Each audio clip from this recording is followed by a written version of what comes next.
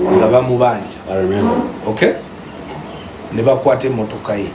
The Range Rover. Ne bankubira essimu. Now you wanted me to say this. Yeah. Omusajja na David nankubira ne mugamba mpa omusajja oyo. Mpa omwami oyo n'amumpa. Ne mugamba no. Muwe emmotoka ye. Dira sente ze. Oziteke ku akaunti yange because bwe banaaba tusasudde nja zikwata nzikugireko nzikoleki nzikuwe. Kati there I'm assuming nti nno Secretary General tagenda kusasula nze ngenda okukola ki omusasula because they haven't paid him. Yes. So there is 98 million for me to pay that man on behalf of Gravity. Yes. That is the only way the man is not going to clamp the car. Oh yeah. Yes, Gani, Bebe. Yeah. But then all of a sudden, 3 days, sometime I hear a friend of mine tells me, "Mbaba sasude ne mugamba batu sasude bati.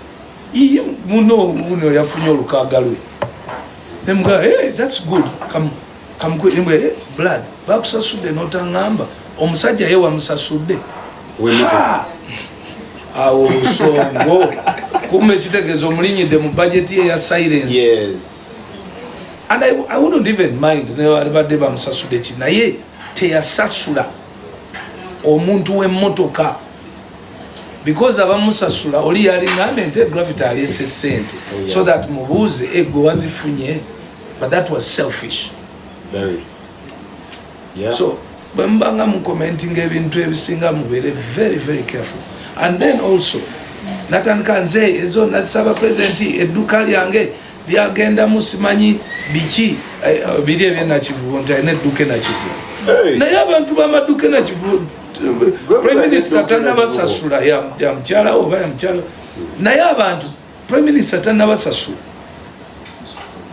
ate bali ku list, they are going to be paid, compensated, that actually not paid.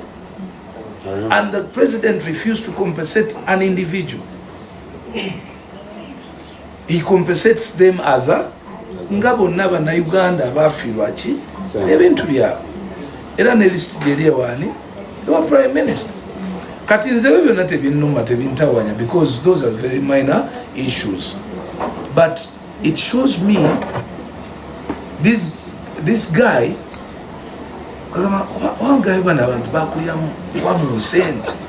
you come and start claiming things.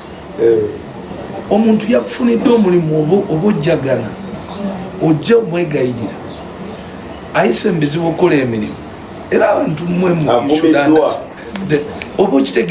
you all were reading the hassles I was going through to take media into the campaigns and musicians into the campaigns basobole okukolayo akasente.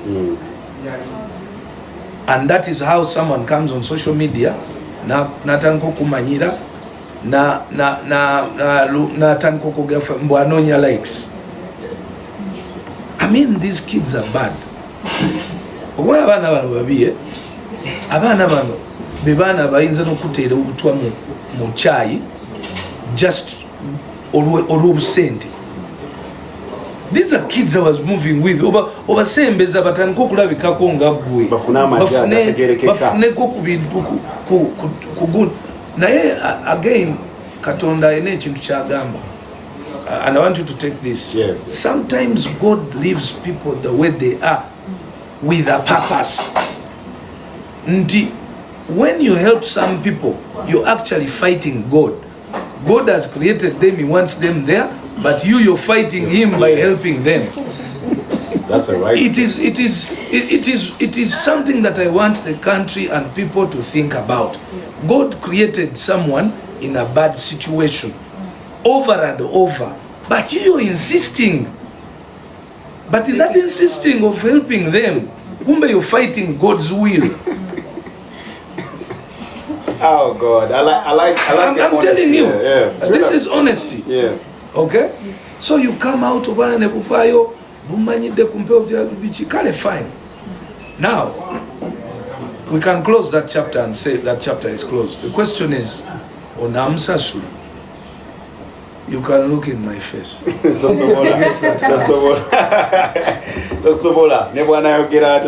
Because never man netaga kufuna baluwa kuva president government. Yes, I paid him for his work. I access him. But for him, he claims that what really got you was nti goyagala obanga guwefuga ekive wa president nti yewe yayiteri kyakulumanya kyakunyiza kati kankubuuza okwefuga ekive wa president ye yaleeta omulimu bayenzi. Oyinza okuŋŋamba nti nneme kwefuga mulimu gwe na creating. Muleke kubuuza ebibuuzo bya kisiru. I don't like stupidity in fans. Kwefuga nga bwe nali njirwanira tewajja nange mu kuginoonya emirimu egyo. Ekyo kyayo njogera essimu yange eriko messages. I'm a humble guy. Yeah. It's just like this situation yabaddewo. I'm just a humble person. Nti ebintu ebimu sibiwa budde. And atenze bwe nsalawo nensirika mba nkigenderedde. Because these kids are bad. So big size, awo tumuveeko olowooza ensonga ze abafani bazitegedde abadde abuuza what will happen akubulidde big size a child between him and Gravity, but you don't hold any bad blood with him. No. Why? I like that. For clarity. One thing that you must know, when we work together on a project, it doesn't mean you're my friend. No. The principle is I don't have to like you to work with you. Lwakwanti era nga banagambye nti oluzungu sometimes abo abamu tebalutegeera. Bo balowooza nti we muyimba mwennaawo mugenze mufuuse baki bamukwano. No, it doesn't happen like that. So kitegeeza era mba nkwekengera era bw'okola ensobi nange mpita eno kuba mba nkulabye oledde gwe gitandise n'ensobi eyo. Oba kitegeeza. So as simple as that. Naye kati first of all you've never seen me before the campaigns with these guys. But Nade Jagala Kubuza, because the issue of Gravity, you guys had differences before, and he was saying a lot of things. The song that you guys had. No, the song was not good. That's why I didn't like it. It wasn't a good song at all. It's not. I was flying at that time with big songs, so that one was just going to pull me down. Of course, okumanya nti oluyimba si lulungi osooka ddu recording. Era basically when you compare that song to the songs that I had at that time, it's only logical for you that the project wasn't going the way I Nesindi nino oluyimba naye in that same studio. Even there's a picture when we were writing. But when the song was mixed, it wasn't good. That's why you didn't release the song. That's why I didn't release the song.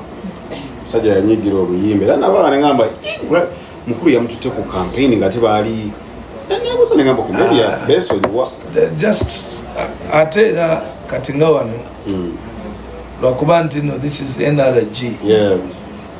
Yesobola okukunzijamu ekigambo. Yeah. Otherwise, yeah. I don't have to. Trust me, for the 35 years I've done work in this music industry, I don't have time for cheap talk. I don't have time. It's not for pride purposes, but you imagine right now I have 3 hours on NRG. I woke up at 6. I had a conference. This is one of my companies, and I had to leave.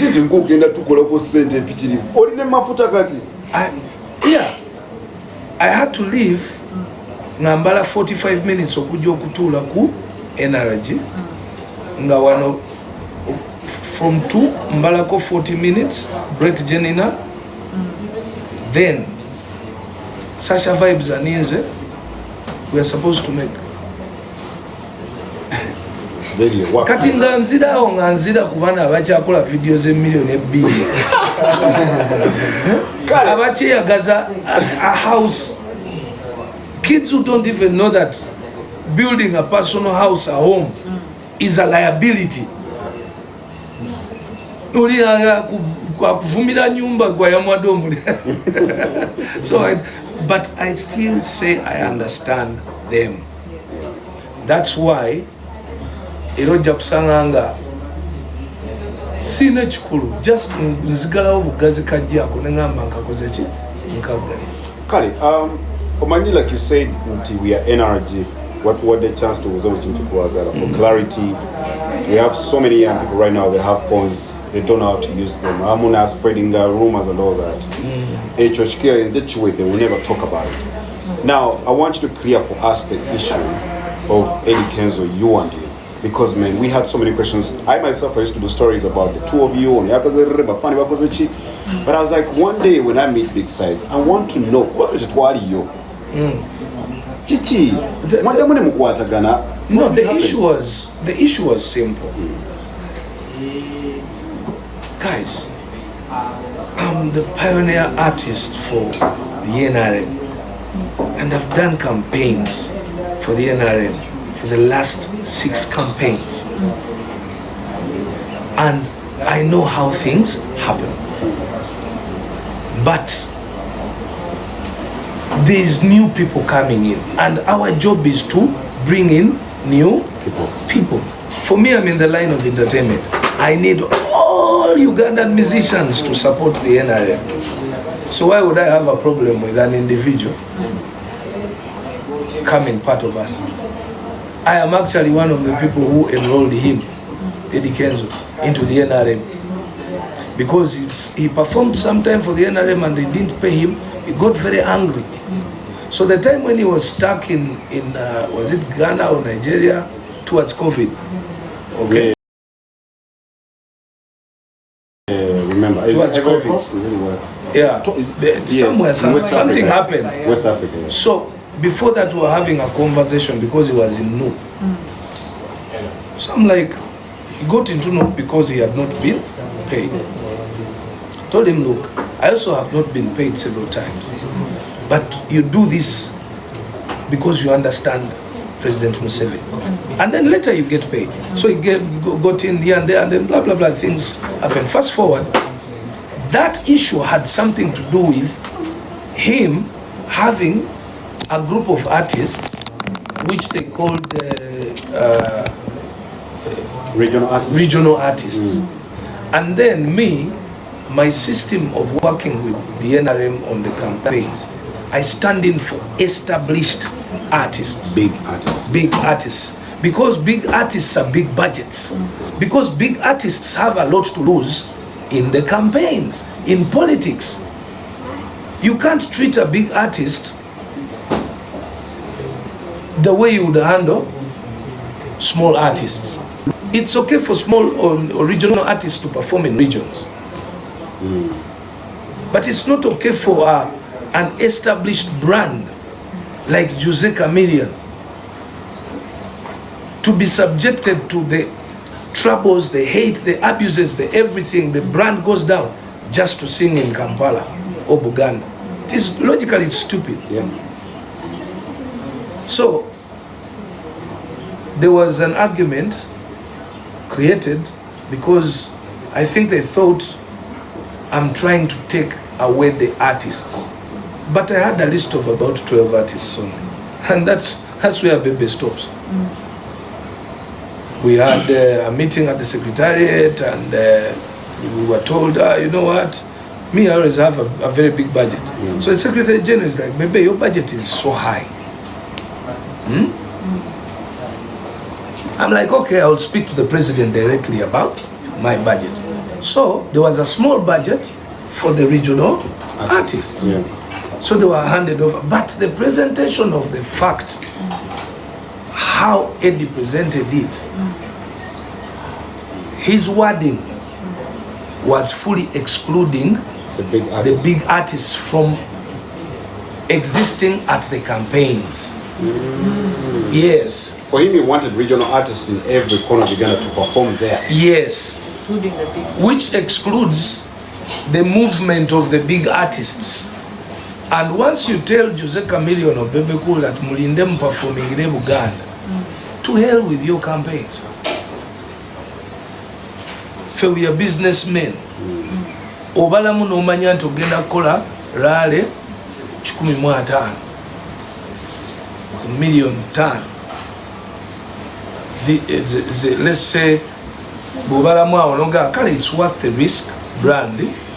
Naye nja kuddayo nyimbira abantu good music, nja kuddayo nkole charity nyambe n'abantu. Naye tuyinza mu subjectinga to 20 gigs abatakola ensi eryoka emuvume. Kwega business wise it doesn't make any sense. So that's why I only represent those kuba savinga ku making sure nti nabo kyebajjemu. These are, bro, let me tell you, you guys don't have an idea who we are. We are movers. Those are kati sample je nabawaddeko mwagitegedde. Just bringing that, ate kati just bana abavuka abato batujjayo anga. Tubula ne Joseph yakyusiza format ne bomutunule otunuzibwa ati because we wanted a friendly environment or ground to equalizing. Yes. Now it seems these guys are just jokers. Balowooza nti byetukola biri by mistake. So I went to the president and mzee sebo ba general baba tadde wabbali. Nangamba, what do you mean by general? And these are his words from his mouth. The president of the Republic of Uganda said, who is joking with my generals? Do you know what that means? He knows the men who held the gun when the gun was needed. Gani ategeeza achi gwe waliwo ng'obucupa bukaaba wano mwe mwaliwo wano nga tutandika okulaba. Do you know how I started this entertainment of the campaigns? President yabeeranga ne rallies 5 a day ate nga bonna abantu batandika kuyingira at 8 in the morning. Kati gwe imagine nga rally eyokusatu abantu abakola ki mu musana. They need entertainment kuba beezaawo biki kyatandika jokingly. Era wasn't being paid at that time. Rally gun campaign yasooka neyokubiri until when the president adopted it in the process. But I also convinced him nemugamba but mzee tutelewo budget eyo because nothing nga entertainment fraternity we be getting that as a job. Oba tuwadde ntandikwa every 5 years. Buli ayeyongerako bomuwadde ntandikwa. So to cut the whole story short, I think it was just hype.